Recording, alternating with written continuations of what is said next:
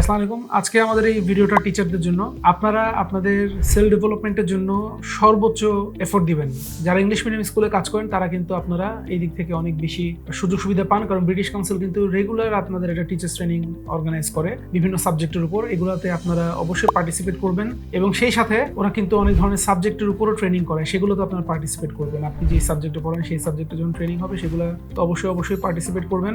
এবং সেই সাথে আপনারা যেটা করবেন সেটা হলো যে গুগলে সবসময় দেখবেন বা ইউটিউবে সবসময় খুঁজবেন যে টিচার্স ট্রেনিং এর উপর কি কি কন্টেন্ট পাওয়া যায়, সেগুলো আপনারা পড়বেন, জানবেন, দেখবেন এবং নিজেকে তৈরি করার চেষ্টা করবেন। পারলে বিএড এমএডটাও করে ফেলবেন। যদি এই সেক্টরে থাকতে চান বিএড এমএড করাটা খুবই জরুরি। আর সেই সাথে সবসময় সবার কাছ থেকে শিখবেন, ঠিক আছে? স্পেশালি আপনাদের স্কুলে যারা সিনিয়র টিচার যারা আছেন, যারা অনেক বছর ধরে এখানে এই সেক্টরে আছেন, তাদের সাথে সবসময় একটা সুসম্পর্ক রাখবেন। তাদের কাছ থেকে সবসময় অ্যাডভাইস নেওয়ার চেষ্টা করবেন যে কি করে how I can become a better teacher. তো তারা কিন্তু আপনাদেরকে এই জিনিসগুলো নিয়ে আরো অনেক ভালো অ্যাডভাইস দিতে পারবে। তো এইভাবে করে যদি আপনারা চলেন, দেখবেন যে স্পেশালি নতুন টিচারদের জন্য বলছি যে আপনারা দেখবেন খুব অল্প সময়ে 2-4 বছরের মধ্যেই আপনি একটা ভালো একটা অবস্থানে পৌঁছে যেতে পারবেন ইনশাআল্লাহ।